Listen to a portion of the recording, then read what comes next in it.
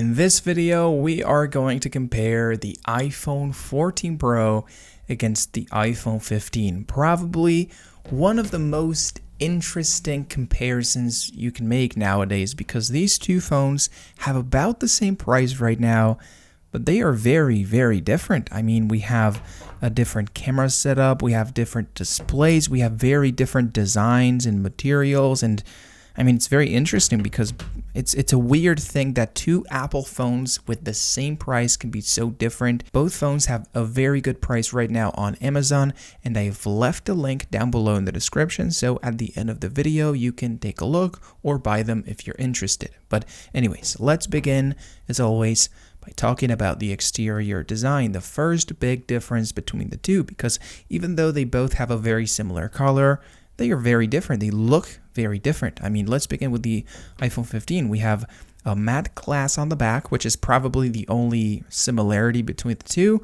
We have two cameras on this module here, which are actually a little tinier than the ones on the iPhone 14 Pro. You'll see it later. We have aluminum on the sides, and as you can see, we have a little curvature on the edges of the aluminum, which makes it a bit more comfortable to hold. And well, to be fair, we have the typical 6.1-inch display we see in pretty much every compact iPhone with the dynamic island. On the other hand, the iPhone 14 Pro has matte glass on the back, but a very, very big camera module, which, as I said earlier, has bigger cameras than the iPhone 15. We'll see the differences in the camera performance later in the camera department. I'll show you the same picture taken by the two phones so you can see the differences, but the cameras on the iPhone 14 Pro are bigger, which is usually a good sign.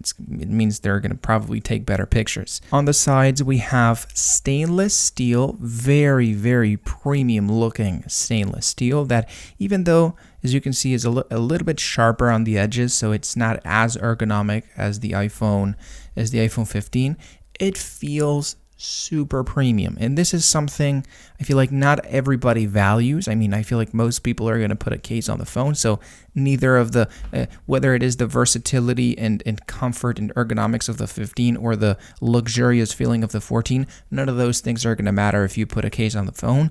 But if you're one of those rare techies like me that wants to use the phone naked, with not naked, you naked, the phone being naked, of course.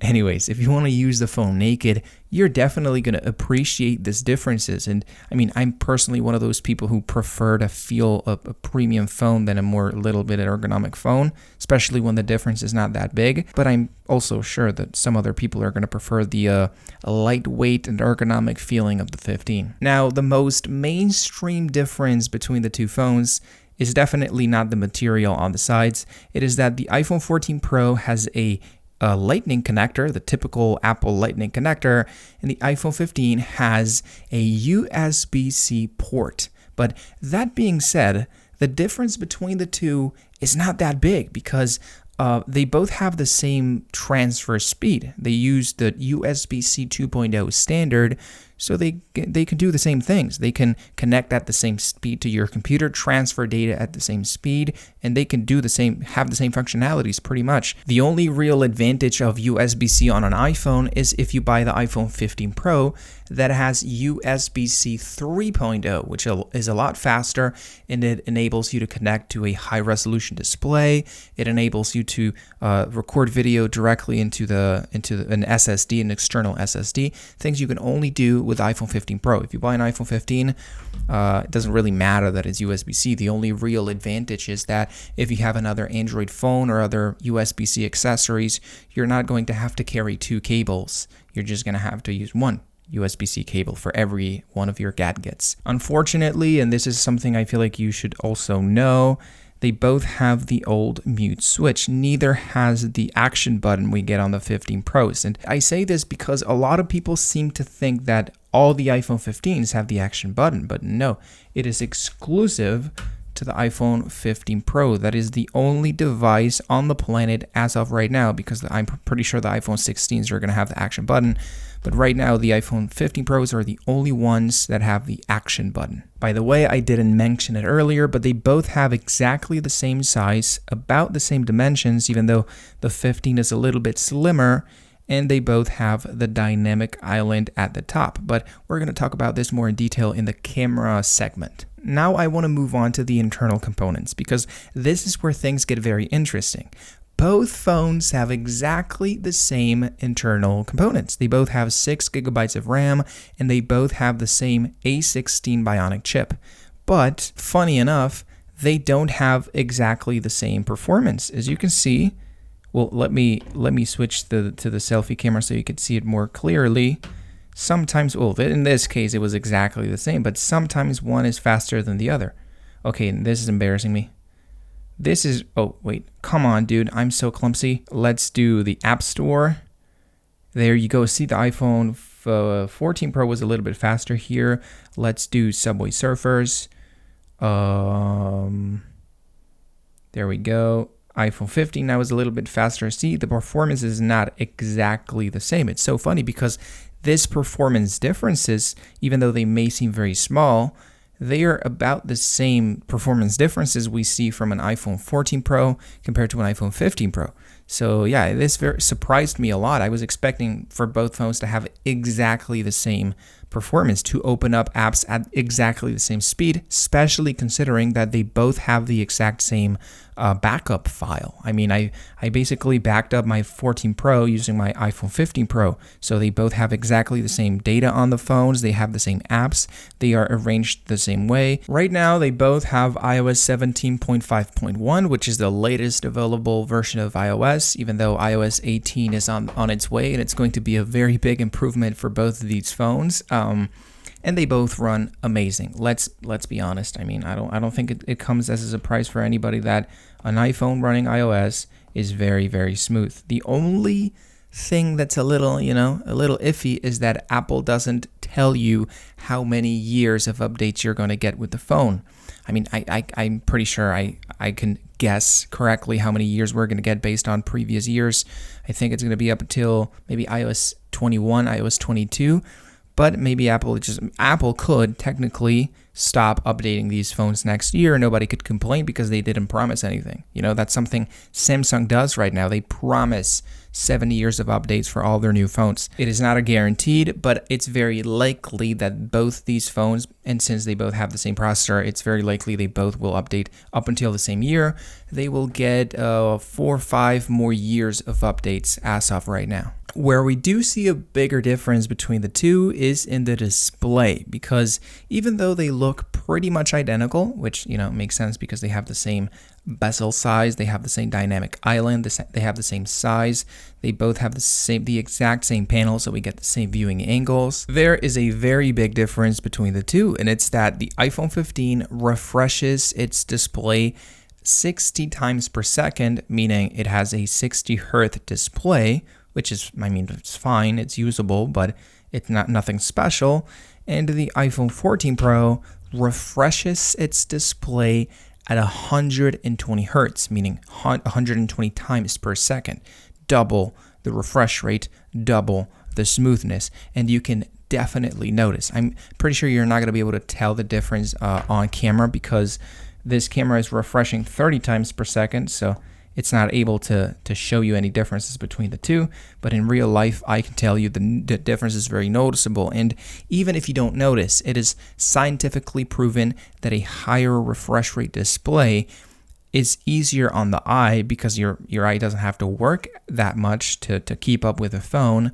So in the long term, it makes you feel better. It reduces eye strain from long-term usage of the phone. And it's better for your health. And this is not something I'm coming up with right now. It's actually scientifically proven. So yeah, I think it's a real advantage to have 120 Hz on the iPhone 14 Pro. But that being said, in every other aspect, they are exactly the same. Well, not exactly the same. I think the iPhone 14 Pro has always on display and always on display mode. Let me actually take a look. Display.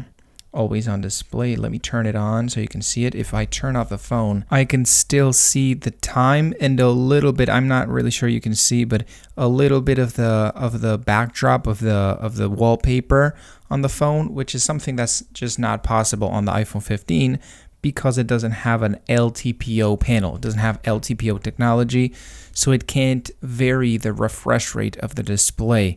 In this case, not only we get 120 hertz, but we get from 120 hertz all the way down to 1 hertz. And in this case, we get a constant 60 hertz display technology. Now, another very important feature or component on the phone is the battery life. That's one of those other things that people seem to really be interested in, because the more battery life, the more versatility, the more usability you get. And in this case, I want to be very clear. Every single 6.1-inch iPhone from the past 2 years has about the same battery life. They are all incredibly similar. Maybe the iPhone 15 Pro is a little bit better than the 14 Pro. The 15, I think, is also a tad bit better than the 14 Pro. But in this case, it is really going to depend on the kind of usage you give to the phone, because as I said earlier, the iPhone 15 has a fixed 60 hertz display. And in the case of the 14 Pro, we get a variable refresh rate. So if you use your phone to watch a lot of video, you're basically using only 30 frames per second on the iPhone 14 Pro, because it adapts to the video. So it's taking up less energy to reproduce the video. But in this case, even though you're reproducing video at 30 FPS, the iPhone is using a 60 FPS refresh rate all the time. So if you're just watching video, the iPhone 14 Pro is going to probably be a little bit better. But if you're scrolling through apps or the system all the time, and you're using that 120 FPS refresh rate as opposed to the 60 FPS on the iPhone 15, then the iPhone 15 might be a little bit better. So it really depends on the kind of usage you give to the phone. Personally, I believe it doesn't really matter, because as I said, even if the iPhone 15 is a little bit better, it is like a 20-minute difference. It's not going to be noticeable in your day-to-day life. It's not going to be the difference between being able to get to the end of the day or not being able to get till the end of the day. But yeah, it's really going to depend on the kind of usage you give the phone. Nowadays, most people use TikTok or Instagram, which are video-focused apps, which, as I said earlier, if you're watching video, the 14 Pro takes the lead. So my guess is that maybe the 14 Pro with a realistic day use or day of use, the 14 Pro is going to be a tad better. But as I said, it's a very, very small difference. I would not really choose either one based on battery life. What I really think is the biggest difference, what should be the main differentiating factor between the two phones, is the cameras, because there is a massive difference between the cameras on the iPhone 15 and the cameras on the iPhone 14 Pro. As you can see off the rib, they do seem to be bigger on the iPhone 14 Pro, and that's because it has bigger sensors, physically bigger, squares that capture the light. So more light comes in, so more detail, more dynamic range. iPhone 14 Pro is definitely better theoretically than the iPhone 15, and it also has more holes. As you can see, we get a 3x telephoto camera right here, and we get a lidar sensor right here, which is not a camera on its own, but it helps the other cameras to better differentiate the scene they're taking a photo or video at. Now, I've taken a couple photos of the iPhone 15 Pro right here, so you can see the differences in real life, of a real life photo between the two. And as you can see, the first thing we notice is that the iPhone 15 has slightly different colors than the iPhone 14 Pro. In my opinion, my humble opinion, I think it looks a little bit better on the 14 Pro with less green. It has like a greenish tone on the iPhone 15. It's more natural or close to real life, as you can see on the iPhone 14 Pro. If we take a look at like a 2x camera photo, which we'll see later, that difference is not that big as it was on the ultra-wide camera. So it's, as I said, it's not that big of a deal, but as you can see, there is a difference in the colors we get on each phone. But what really matters here is the amount of detail we get on each camera. As I said, my humble guess is that the 14 Pro is going to probably be a little bit better because it has a bigger sensor. And as you can see on the ultra-wide camera, we do seem to get a little bit more sharpness, a little bit more detail on the iPhone 14 Pro. You can see more of the texture of the desk as opposed to the iPhone 15. It is a very subtle difference, and we're very zoomed in. If we take a look at the wide picture, the wide photo, that difference is not going to be that noticeable. It's not going to be that big. But yeah, clearly, in my opinion, if we zoom in and we pixel peep, there does seem to be an advantage for that bigger ultra-wide sensor on the iPhone 14 Pro. But what if we take a main camera photo, like a photo with the main sensor on the phones? Well, the difference is even bigger. As you can see, if we zoom in, so we get a big, good look at the main camera, there is a lot more detail, or there seems to be at least a lot more detail of the desk on the iPhone 14 Pro. I have to say though, I'm kind of disappointed at the way the iPhone 14 Pro handled the phone itself. It's a little bit smoother, I feel, on the iPhone 15 as opposed to the 14 Pro. And this has nothing to do with the quality of the cameras. This is about processing the image. It's clear that the iPhone 15 seems to have a better way to manage the noise or noise reduction as opposed to the iPhone 14. But if we judge the two phones in overall sharpness, there does seem to be a bit of an advantage for the iPhone 14 Pro when it comes to how much detail it's able to capture. Now, the real advantage of the iPhone 14 Pro is that we get a third camera. As you can see, this camera is not available on the iPhone 15. This is a 3x telephoto camera, and it really expands the functionality of the phone because now we can take photos of things that are further away, and we can take more realistically looking photos because you probably don't know this, but if the wider the focal length, the more distorted the object is going to look. If you want to take a photo of something that looks like it looks in real life, you have to take a zoomed in photo so you can get it like the proportions right, so to say. And that's something you only are able to do with the iPhone 14 Pro and this 3x zoom camera. So yeah, like not only for versatility, if you want to take a photo of something that's further away, but if you want to take a better photo, like technically better photo with more realistic proportions, you're going to be able to do that on the iPhone. I'm sorry, this is bothering me. I'm not really sure why my phone is trying to capture audio from stop, please. Jesus Christ.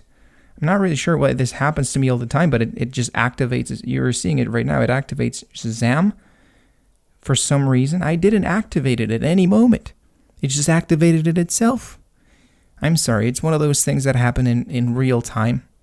I didn't plan this. This is not a scripted video. And this is the reason I love these videos, because you can see me using the phones in real life, and if something weird happens, you can also see it and judge it and be like, oh, that's weird. Anyways, I'm sorry. I don't want to yap for 20 minutes because I can definitely do that. Let's focus on the phone.